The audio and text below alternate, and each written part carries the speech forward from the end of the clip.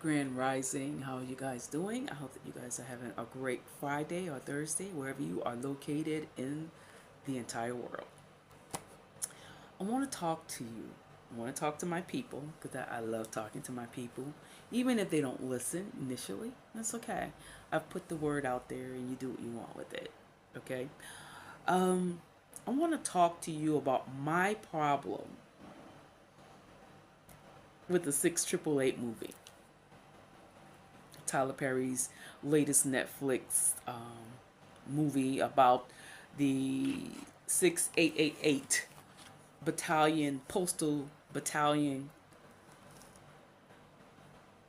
all female, all black female battalion from World War II. It was a movie based upon the real life story about the 6888, they call it. It was a all black female battalion that was in charge of delivering backed up mail and packages to two soldiers that fought in World War II, 1945-ish or something like that. Of course, it's based upon a true story. Okay. Um, my problem with the Netflix movie based upon the true story of the 6888 battalion, postal battalion from World War II, is not the movie itself. Because I haven't seen the movie. Okay? So how can you make such an assessment and whatever if you haven't seen the movie, Winona? Okay, here's how. I could look at the documentary that was made a few years ago that had a whole lot more facts probably than Tyler Perry's version does.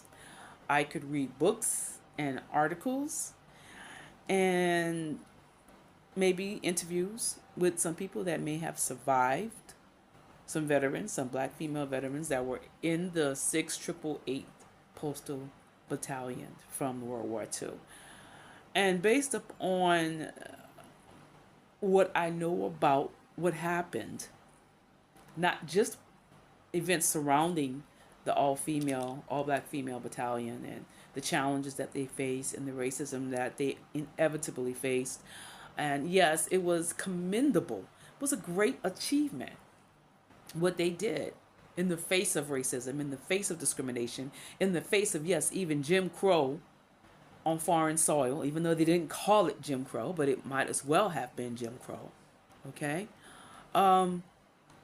What they did was commendable. It was a great achievement, and it made the ladies feel really, really powerful and special. Just as the black soldiers that were fighting in World War II, they felt a sense of accomplishment and achievement, black excellence, if you will, because they were on foreign soil. How many of us in the 40s, how many of our ancestors had a chance to travel the world? Only the military and actors and musicians got to fly and travel and go onto foreign soil. If you were just the average black person or Negro, you didn't get the chance to go to foreign soil. You didn't get the chance to go to the motherland and find out what it really was like, what our people really, who our people really were. We didn't, the average person did not get that opportunity.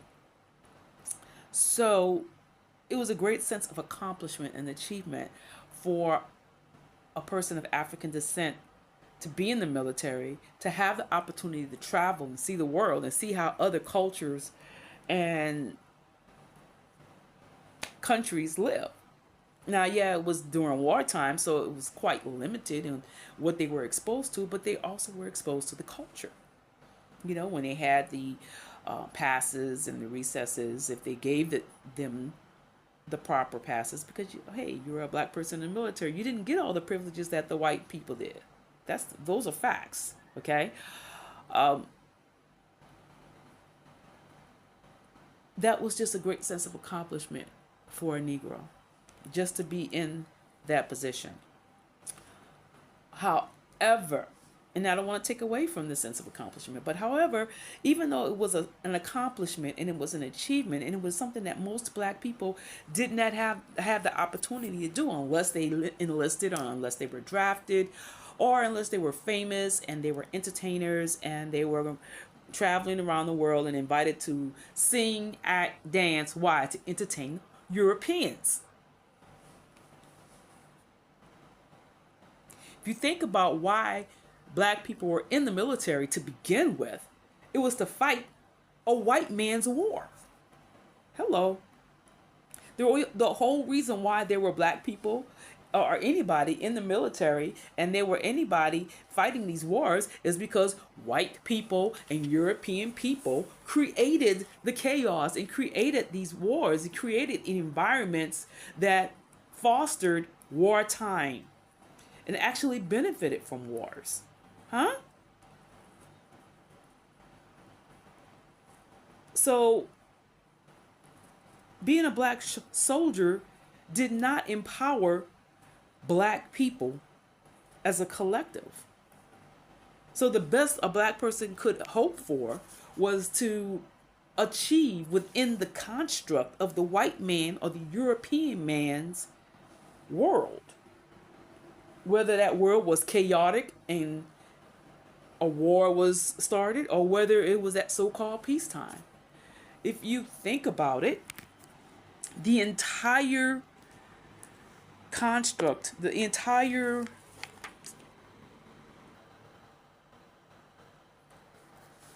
reason why there is a military, the military industrial complex. The whole reason why there are wars is because white people have created the big world wars. Now, I'm not talking about the little skirmishes and battles that were on the continent of Africa between tribes. I'm not even getting to that right now, but I'm talking about world wars. I'm talking about wars, civil war.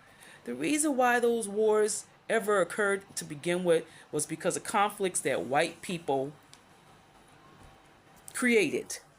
And white people created those conflicts because they benefited off of it, or they stood to benefit off of certain things if they won certain wars, okay? And if you think about it, and you do a history lesson, and just do your research, you'll find that it's been white people that's benefited off of war. Now, I'm getting off topic, but I want to say this to my people. We get so caught up and we get so excited about black achievements by certain black people, or accomplishments or inventions by black people. And we fail to realize that all of these achievements and all of these accomplishments, right, that black people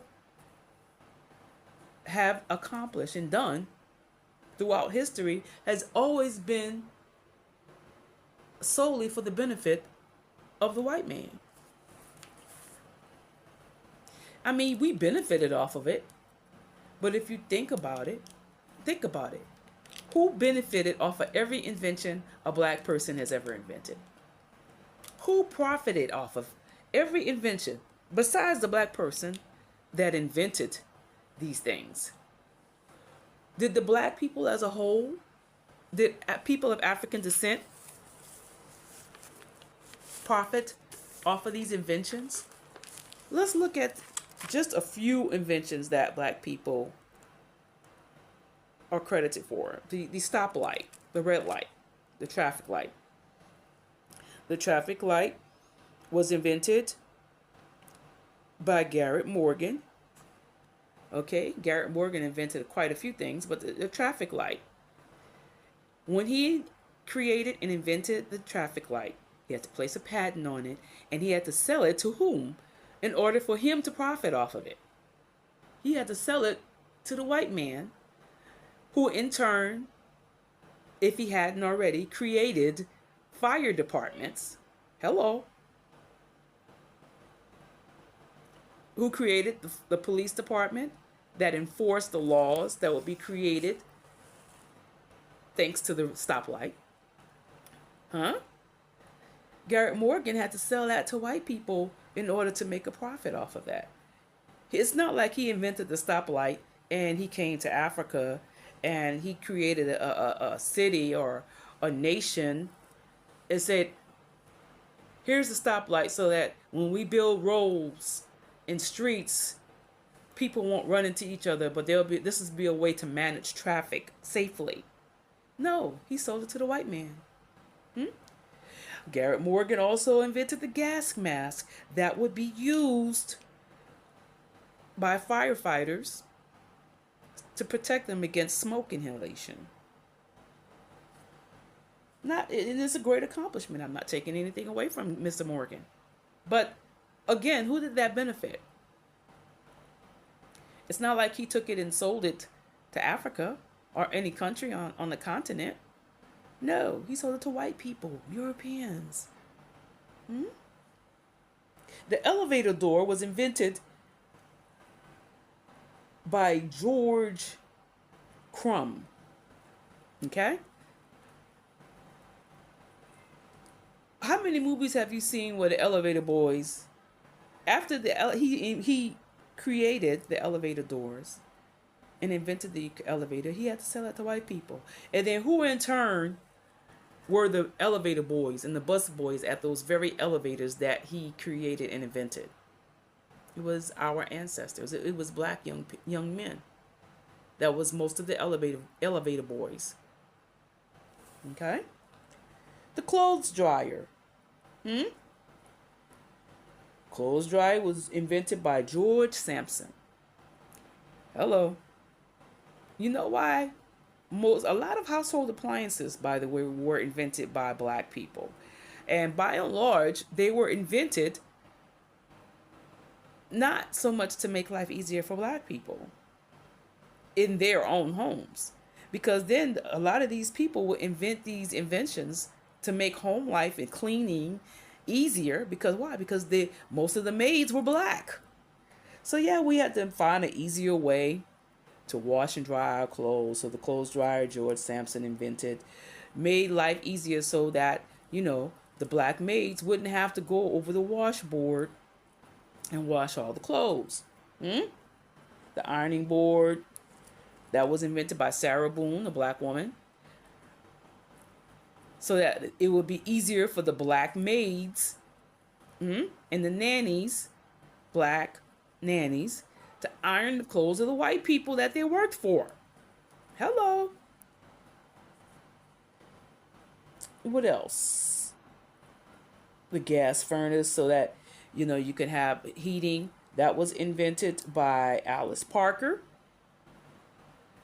Who did she sell that to so that she could get any profit off of that? She sold that to a white company. Hello. The car cell phone was invented by Henry Sampson. There were no black-owned cell phone companies when he invented that. So he sold that to a white man. And now Apple products, the most popular cell phone of all times, was owned by a white man. But it was invented by Henry Sampson. Do you see a trend here? The mop was invented by Thomas Stewart. That's so that the black maids wouldn't have to get on their hands and knees and scrub the floor with a towel, to make the black maids' jobs easier. And what were the black maids' jobs to do? To make life real cushy and easy for their white families that they worked for. So the white women's hands and fingernails could be pristine, so that they wouldn't get dishwasher hands. So the white women wouldn't have to work so hard. It would be the maid, the help, right? The X-ray and the first open heart surgery was invented by black people. The X-ray was invented by George Alcorn. Okay? All the medical advances that black people are credited for inventing, a lot of black people couldn't even afford to utilize those services for their own health. Sorry about that. Most of the medical inventions credited to black inventors, most black people in general, as a collective, could not even afford to utilize those very services for their own health. The sanitary belt was invented by Mary Beatrice Davidson. But I promise you, most young ladies, most black young ladies, couldn't afford a sanitary belt.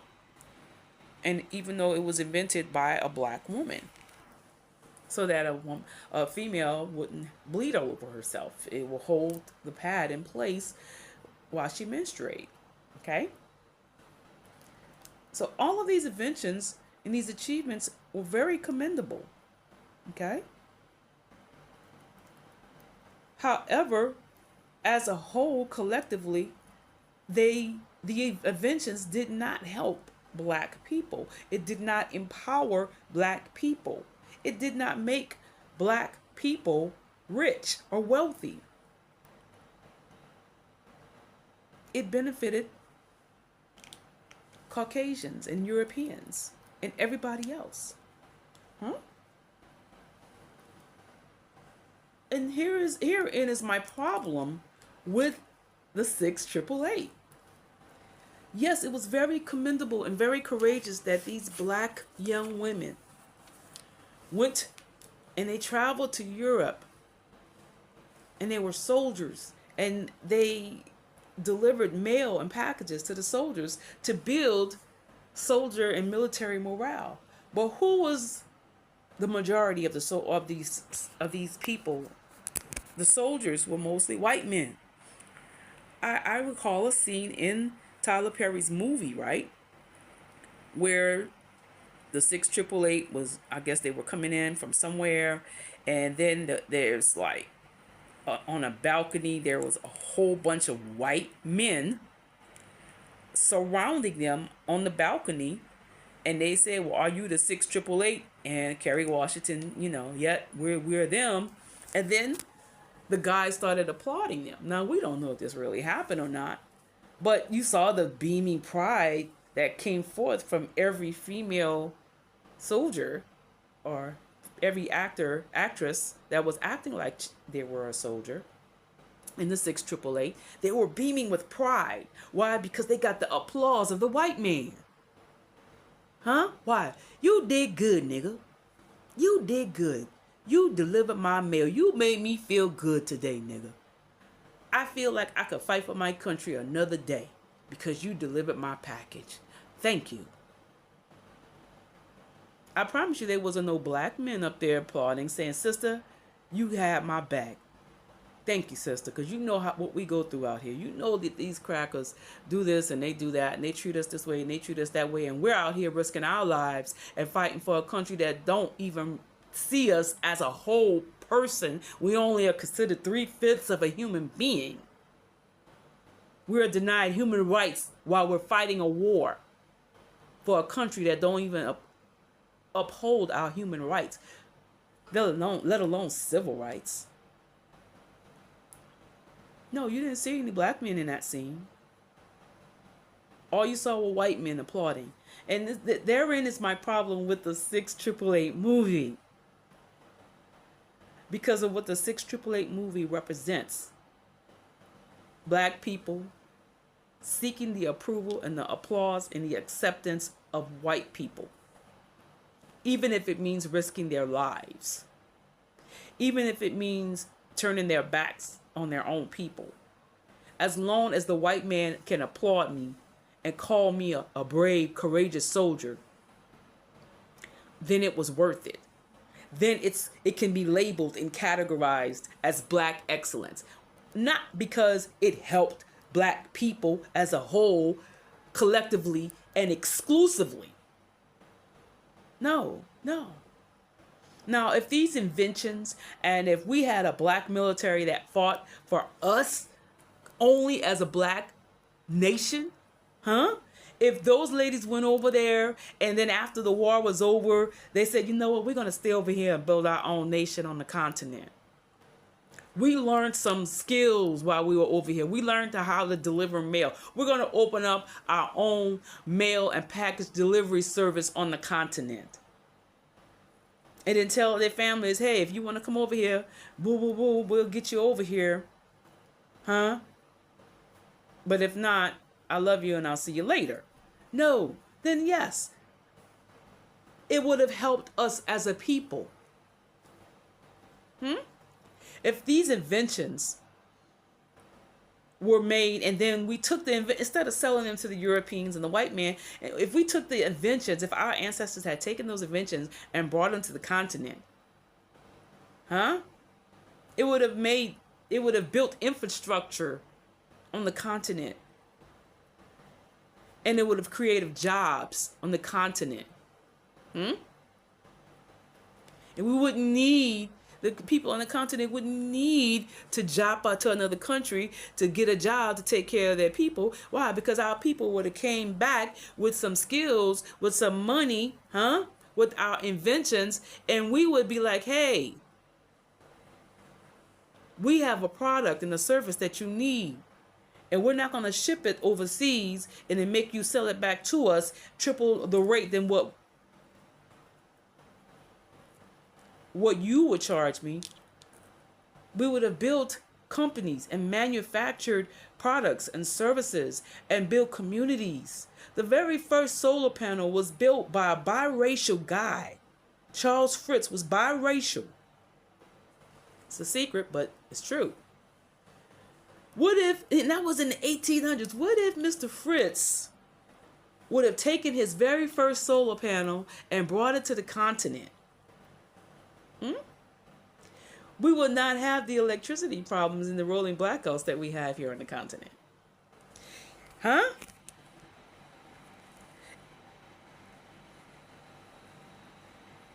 But because we think that we have to sell everything to the white man, because the white man has all of the answers and he processes everything just perfectly. And it's always been about us benefiting us individually, or what benefits us individually, or what benefits us and our families, but never collectively as a people. We never stop to think, hey, let's take these inventions, let's take these witty ideas, let's take the skills that we've learned. I'm talking about 1940s, 1950s, after World War II. It should have been done long before then, but especially after World War II, why more of our people didn't say, hey, you know what, I'm going to the continent. And I know a lot of us couldn't afford to. Our ancestors couldn't afford a plane ticket to come over. But Marcus Garvey did try to get us over on a ship. But it was our own people that sabotaged the whole Pan-African movement. But do you know how farther along we will be as a people collectively? Do you know what kind of black wealth, what kind of Afro-descendant wealth would exist today if we had said, you know what, I'm tired of America, I'm coming back to Africa, and I'm not going to come over here and be scared. I'm going to be courageous, and I'm going to build a nation. If we had that mindset back then, do you know how much farther along we could be as a people? Now, I know most of y'all don't care because you don't have a burden for your people. You only care if you make it. You only care if your family make it. But our people have not had the mindset of nation building. And it stems back from slavery. Why? Because Massa always rewarded the Negroes that made Massa's life better. Hello. It was the house Negroes that made life easier for Massa, which is why he became the house Negro. Why? Because he made life easier for Massa. Everything he invented. There were inventions during slavery, I'm sure of it. But those inventions that our ancestors created even during slavery were invented to make life easier for Massa. And because our people, our ancestors were programmed and whipped and tortured to make life easier for massa. Huh? And not even expecting to get the credit for anything they've accomplished and anything they've achieved and anything they invented. You better not ask for the credit. You might get killed. You might get lynched. Somewhere down the line, it became entrenched into our very souls and our very beings that black excellence means making life easier and better for massa and ignoring our well-being as a people collectively. And it's been ingrained in our souls. We've been programmed. How do we make life better for massa? How do we make massa feel more comfortable? And we still, as a people, think like that and believe that.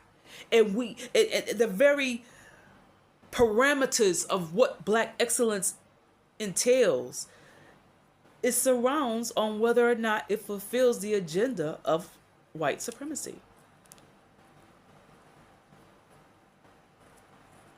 That's my problem with the 688 movie. The whole reason why the black female, the 688 Postal Battalion existed in the first place was to make wartime life easier for white men.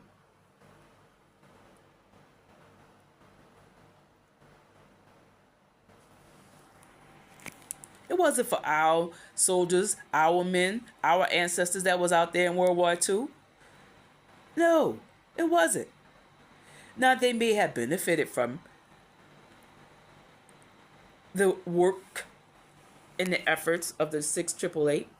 Some of them may have, but I promise you, most of the people that benefited and whose morale was boosted, and most of the people that received all of their mail and all of their packages were white men.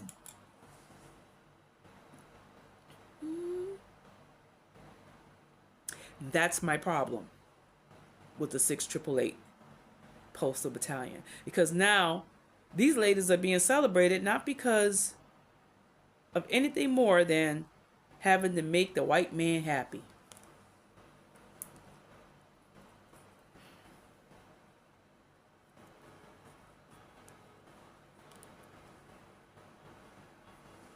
We have to get out of the mindset that black excellence and achievement and accomplishment and inventions and witty inventions and ideas is only supposed to help white people. As a matter of fact, it's supposed to help us. We're supposed to take those inventions and witty ideas and all of those skills that we've gained and all of those degrees that we keep hanging on the wall. We're supposed to take all of that and invest it in our people, our nation. We need a nation, our nation.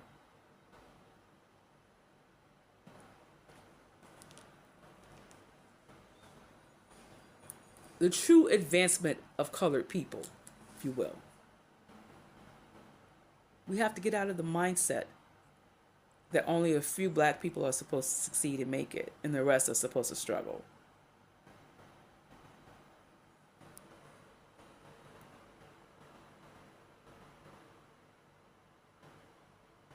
You guys be blessed in the name of Yahushua HaMashiach.